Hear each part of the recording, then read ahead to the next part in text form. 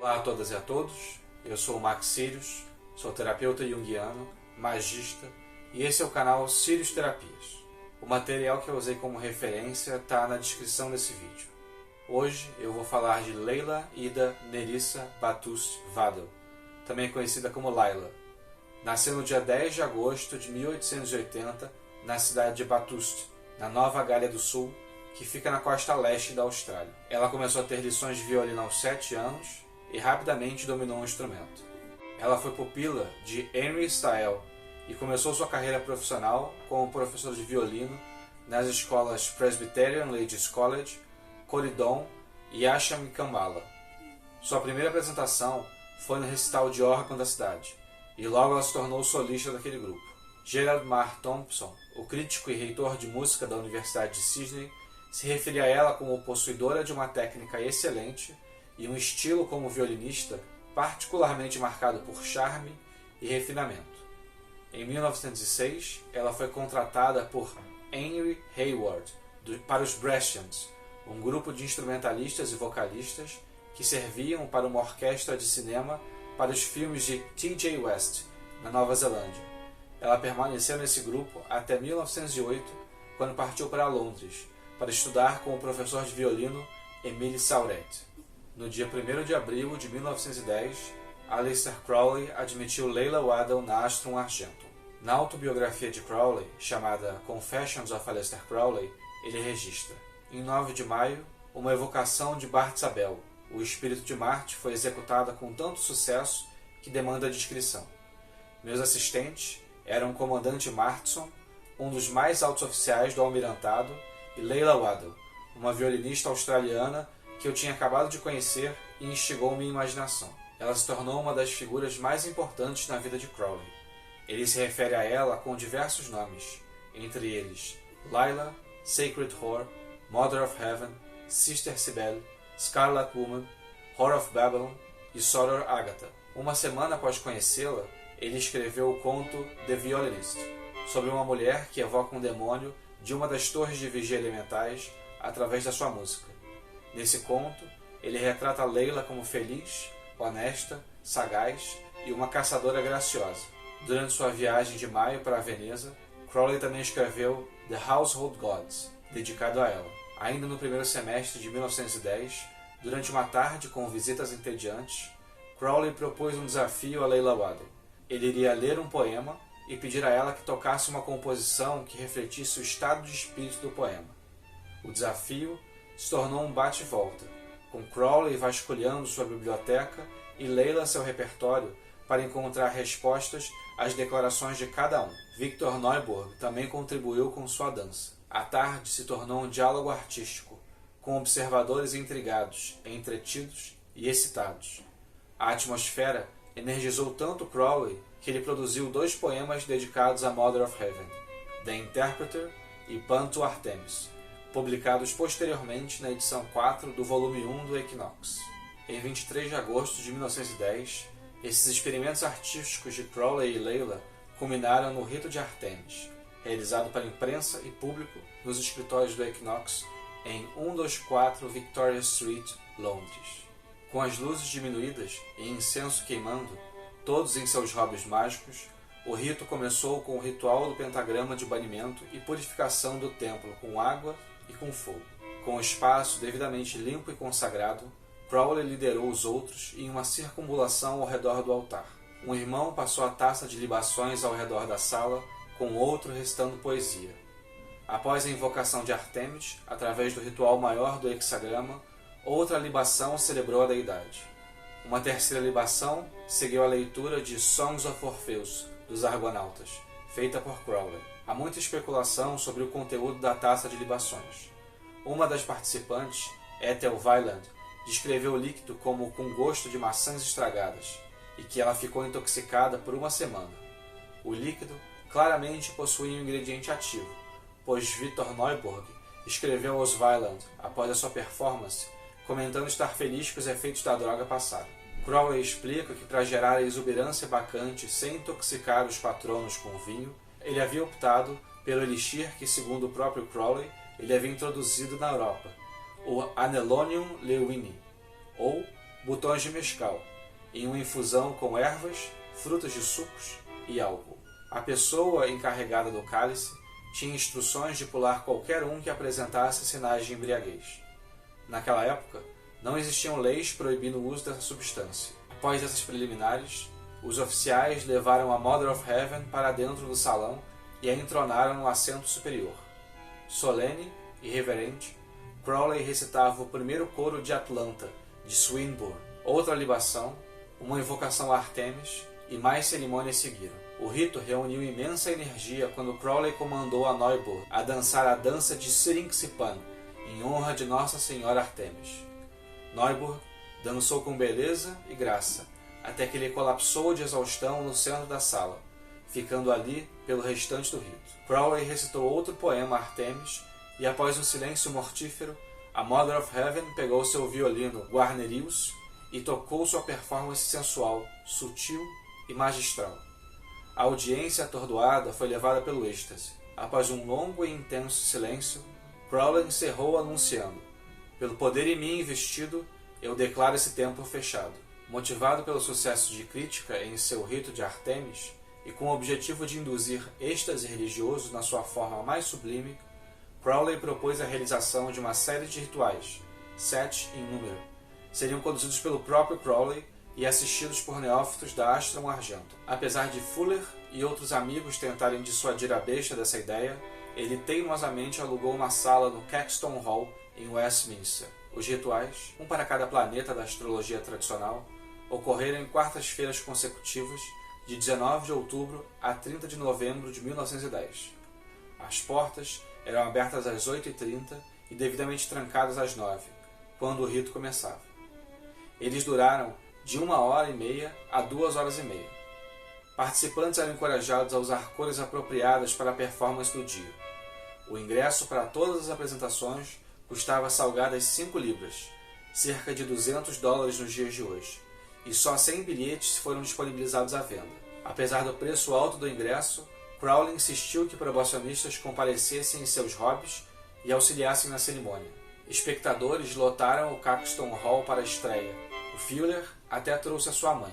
Todos os participantes, Crowley, Waddell, Raflovich, Ward, Neuburg e Hayes, estavam nervosos por nunca terem ensaiado rituais juntos. Mesmo assim, eles começaram a diminuir o brilho das velas e luzes coloridas. Os rituais exploraram e descreviam aspectos metafísicos dos planetas da forma como magia e mito entendiam eles. Leila tocou seu repertório de violino composto por numerosas seleções do virtuoso polonês Henryk Wojnacki. Suas seleções também incluíam peças que demandavam trabalho, como Witch's Dance, de Paganini, Aria for a G-String, de Bach, além de peças populares de Beethoven, Brahms, Mendelssohn, Schumann, Tchaikovsky, Saint-Saëns e Wagner, e uma ou outra peça de autoria própria. Os ritos de Eleusis geraram um interesse considerável da imprensa. O Washington Post fez uma reportagem intitulada "Encontros rosacrucianos com o propósito de conjurações e invocações de conhecimento proibido eram segredo até semana passada." Esses ritos foram marcos teatrais, antecipando por cerca de 50 anos o teatro experimental de 1960 e 1970. Os ritos figuraram em um artigo acadêmico de 1975 intitulado Aleister Crowley Rites of Eleusis. Nele, Brown aponta quão inovador Crowley estava sendo ao tentar usar as possibilidades sensoriais do trabalho como alteradoras de consciência. Em 2003, a Universidade do Estado de Ohio titulou como doutor em filosofia Tracy W. Tuchman, com seu trabalho Theater Magic, Aleister Crowley and the Rite of Eleusis. Incluir a audiência como parte da produção antecipou os posteriores trabalhos de antropólogos do teatro e teóricos como Richard Scherner, e servem para ilustrar uma das primeiras tentativas do século XX de conscientemente criar conexão psicológica entre a teatralidade e prática religiosa dentro da sociedade ocidental hegemônica. Ao longo das apresentações, Crowley sofreu ataques de tabloides como Looking Glass e John Bull, que o difamaram em diversas edições. Os desdobramentos desses ataques culminaram na ruptura de Crowley com 2 outros fundadores da Astrum Argento, George Cecil Jones e J.F.C. Fuller. A falta de preparo prévio de Crowley para tal produção e os ataques dos tabloides fizeram a audiência despencar. As inscrições mal cobriram os custos e no final ele precisou vender ingressos para cada dia individualmente. Em 1911, Leila Waddell fez parte da Ladies Orchestra em um remake da ópera A Waltz Dream, de Oscar Strauss, no Dulles London Theatre. Foram 106 apresentações de janeiro a abril. Nessa mesma época, durante suas viagens, Crowley escreveu The Earth, um conto sobre Leila, e Snowstorm, uma peça em 3 atos em que Leila, como a personagem principal, Nerissa, expressaria suas falas através de solos de violino, além de um poema de aniversário dedicado a ela chamado A Birthday. No primeiro semestre de 1912, Leila Waddell trabalhou como escriba de Crowley para a criação da parte 3, sobre magia prática, do Book 4, também conhecido como Liberaba, ou Tijolo Azul. Em abril de 1912, Leila viajou de Londres para Nova York para trabalhar como violinista em uma comédia musical. No final de 1912, Crowley publicou o Book of Lies, Livro das Mentiras, ou Liber 333, com diversos trechos, aforismos e poemas dedicados a Leila Waddell. Uma foto da violinista também é reproduzida no mesmo livro. O aforismo 28, por exemplo, tem a seguinte frase: Love always yield, love always hardened. Algo que numa tradução livre seria: amor sempre se rende, amor sempre endurece. Em inglês, as iniciais da frase também soletram Laila, o apelido da violinista. Ainda no segundo semestre de 1912, na edição 8 do volume 1 do Equinox, está publicada uma composição de Leila Waddell intitulada Telemann, A Tone Statement. Na edição seguinte, Crowley publicou Lines of a Young Violinist, um poema em homenagem a Leila. Se o YouTube permitir, essa música não está tocando. Nessa mesma época, Leila e Crowley receberam o grau 9 de Theodore Royce e autorização para a fundação de um capítulo britânico da Otto. Royce também pediu a Crowley para revisar os rituais da ordem. Em troca, Crowley concordou em permitir que o Equinox passasse a servir como órgão oficial da Otto na Inglaterra. Em 1913, Leila Waddell foi designada Grande Secretária-Geral da Ordem do Templo Orientes. Richard Kaczynski, autor de uma das biografias do Crowley, aponta que, apesar do talento, por viver em uma sociedade machista, Leila tinha dificuldade de achar trabalhos em orquestras. Crowley, inspirado pela sua recente amizade com o empresário musical Theodore Royce, montou uma trupe de 7 violinistas, com Leila como líder, e as nomeou Ragged Ragtime Girls. Apesar do nome, o grupo tinha um estilo gracioso.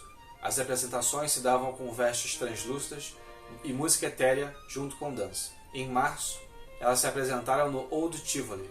Em abril de 1913, no London Opera House. Em maio, Crowley reservou hospedagens em Moscou para uma turnê de 6 semanas na cidade russa. Em Moscou, Crowley escreveu 1820, um poema de comemoração ao aniversário de Leila Waddell, que foi publicado na edição 10 do volume 1 do Equinox. Apesar de já ter escrito as instruções oficiais da Otto, De Arte Magica, De Nuptiis Secretus Deorum cum Omnibus e De Homunculo Epistola, após experimentos com Leila, Crowley registrou em 1913: meu conhecimento da técnica aumentou muito desde que escrevi meus comentários sobre o grau 9. Em fevereiro de 1915, Leila se juntou a Crowley, que estava nos Estados Unidos. Ela permaneceu em Nova York, trabalhando como violinista e escrevendo alguns artigos musicais e contos para o Los Angeles Press. Ela continuou viajando entre Sydney, Estados Unidos e Inglaterra. Na metade da década de 1920, notícias da doença do seu pai fizeram ela retornar para o seu lado em Sydney, onde ela lecionou no Convent of the Sacred Heart em Elizabeth Bay e se apresentou em alguns concertos com a orquestra do conservatório, com a Real Sociedade Filarmônica de Sydney e J.C. Williamson Limited Orchestra em Her Majesty's Theatre de Criterion. Em 14 de setembro de 1932, aos 51 anos, Leila Waddell morreu de câncer no útero. Em 2014, o coletivo 777 da Grande Loja da Austrália e a Otto Nova Zelândia instalaram um painel de tamanho real no centro da cidade da violinista durante a celebração do bicentenário da cidade. A imagem dela é uma das 200 pessoas no tempo, projeto celebrado aos contribuidores de Bathurst, de todos os tipos de vida, nos últimos 200 anos. Muito obrigado a você que ficou até aqui. Esse é o primeiro vídeo de um projeto que eu estou desenvolvendo. Se esse assunto te interessou, e você gostou desse vídeo. Compartilhe com quem vai gostar dessas informações. Comente e curta para me incentivar e me dizer onde eu errei e acertei. Também faço parte dos projetos do Calem, em especial no podcast Foco de Pestilência. Mais uma vez, obrigado a você que ficou até aqui, em 93. Uncharmable charmer of Bacchus and Mars, in the sound rebounding abyss of the stars. O virgin in armor, thine arrow unsling, in the brilliance resilient first rays of the spring. By the force of the fashion of love when I broke, to the shrouds, through the clouds, through the storm, through the smoke, to the mountains of passion volcanic that woke, by the rage of the mage I invoke, I invoke.